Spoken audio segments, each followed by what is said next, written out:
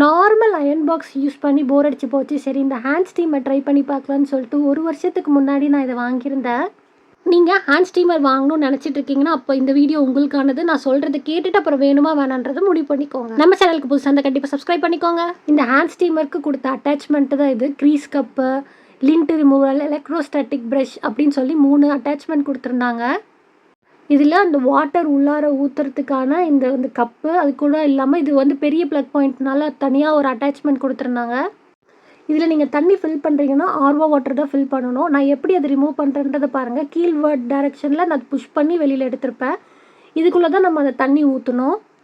நான் ஆல்ரெடி அதில் கொஞ்சம் தண்ணி இருக்கனால ஆர்வோ வாட்டர் கொஞ்சம் பிடிச்சிட்டு வந்து தேவையான அளவு மட்டும் ஊற்றிக்கிறேன். என்னை பொறுத்த வரைக்கும் நம்ம நார்மல் அயர்ன் பாக்ஸ்லாம் அயர்ன் பண்ணும்போது எவ்வளோ டைம் ஆகுமோ அதே டைம் தான் இதுலேயும் ஆகும். ரெண்டுத்துக்கும் ஒரே வெயிட்டு தான். சம்டைம்ஸ் கை வலிக்க ஆரம்பிச்சிடும். இது லைட் வெயிட்லாம் கிடையாது இந்த ஹேண்ட் ஸ்டீமர். இது கொஞ்சம் வெயிட்டு தான். தண்ணி ஊற்றிட்டு நீங்கள் அதே மாதிரி ப்ளேஸ் பண்ணி அப்வர்ட் டைரெக்ஷனில் புஷ் பண்ணிங்கன்னா அது லாக் ஆகிடும்.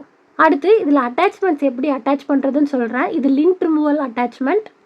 கீழே ஒரு பாக்ஸ் மாதிரி ஒரு கேப் இருக்கும். அந்த கேப் இதுக்குள்ளே வர மாதிரி நீங்கள் அட்டாச் பண்ணணும். அடுத்து க்ரீஸ் கிளிப் எப்படி அட்டாச் பண்ணுறதுன்னு சொல்கிறேன். இந்த இடம் கீழே இருக்கிறதுக்குள்ளே லாக் ஆகணும். இதுக்குள்ளார ஃபிக்ஸ் பண்ணதுக்கப்புறம் அது கிளிப்பு மாதிரி நீங்கள் கீழே இருக்க அந்த அட்டாச்மெண்ட்டை வச்சு நீங்கள் கிளிப் மாதிரி அதை யூஸ் பண்ணிக்கலாம். ஆனால் நிஜமாலும் இது எதுக்கு யூஸ் பண்ணுறதுன்னு எனக்கு தெரியாது. தெரிஞ்சு நான் கண்டிப்பாக சொல்கிறேன் அடுத்த வீடியோவில். என்னை பொறுத்த வரைக்கும் இது ரெகுலர் யூஸ்க்கு நான் சஜஸ்டே பண்ண மாட்டேன். இது யாருக்கு சரி வரும் அப்படின்னா different types of materials use பண்ணுறவங்களுக்கு. ஃபார் எக்ஸாம்பிள் திக்கான ஃபேப்ரிக்ஸ் இருக்கும். அது மட்டும் இல்லாமல் இந்த வின்டர் கோட்ஸ், மாட்ரேட்டான திக் கோட்ஸ் இருக்குல்ல, அதை நம்ம ஸ்டீம் அயர்ன் பண்ணுறதுக்கு இதெல்லாம் யூஸ் ஆகும்.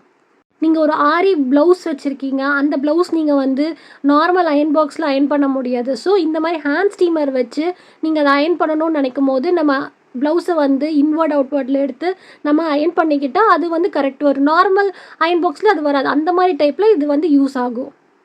நான் உங்களுக்கு காட்டியிருக்க பாருங்கள். நார்மல் என்னோடய ஒரு டாப்ஸ் எடுத்து ஒரு சைடு அயர்ன் பண்ணி இன்னொரு சைடு அது க்ரஷ்டாக இருக்கும். நான் 2 சைடும் அயர்ன் பண்ணி எப்படி இருக்குன்றதை காட்டியிருக்கேன்.